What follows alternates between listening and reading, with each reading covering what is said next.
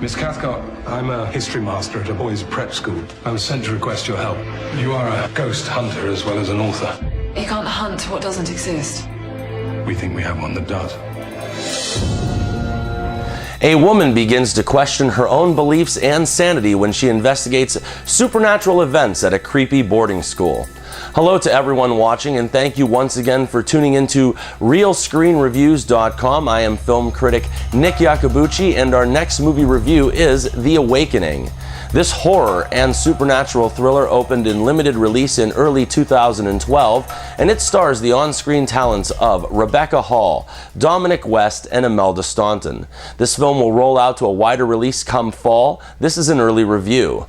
This film comes to us from director Nick Murphy, a first-time writer and filmmaker that now attempts to make his mark in the genre of suspense and thriller.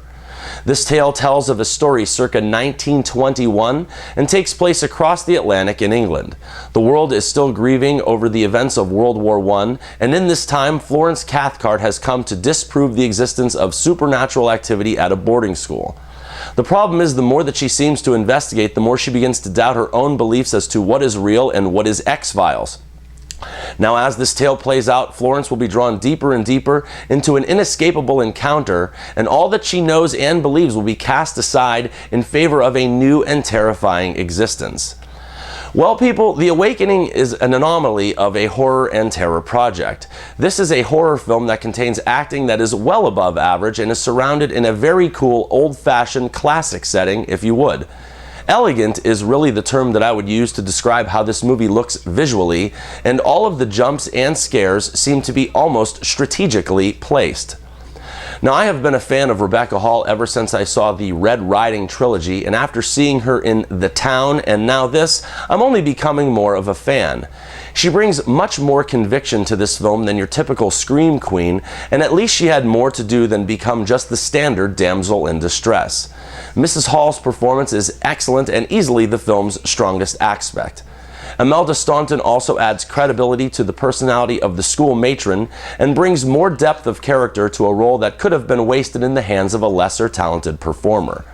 Then I have always enjoyed Dominic West, and he once again proves himself worthy of compliments. His performance must sway from adversary to ally with our protagonist, and he definitely has a lot of range as a character actor.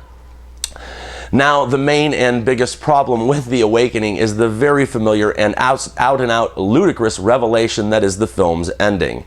Some could easily classify this as barely better than The Haunting or your basic ghost story. As this tale progresses, it leads to an ending that is not only unshocking, its basic and standardness contradicts what else was a really good film. I also felt like some scenes were out-and-out copied from other films, the likes of The Others or The Changeling. There was also the addition of certain subplots that are either never fully explained or never fully resolved, and those were, to say the least, very, very annoying. My last issue with The Awakening is the exact same issue that I had with Super 8. Super 8 spent every moment trying to capture the essence of this Spielberg adventure from decades past.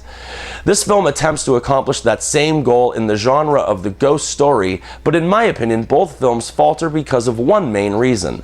They pour so much time and effort into capturing this essence of a movie that the finished product absolutely loses because it lacks in the substance department. Now, at 1 hour and 47 minutes, The Awakening only started to feel lengthy when it started to lose its intelligence.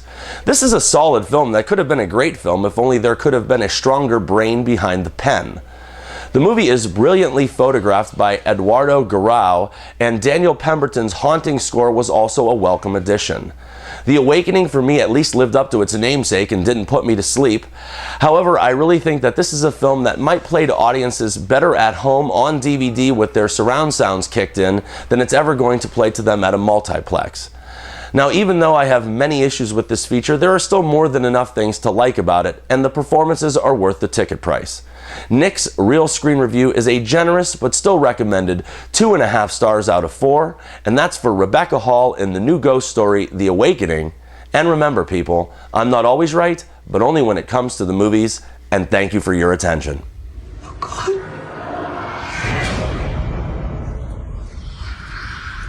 Hello?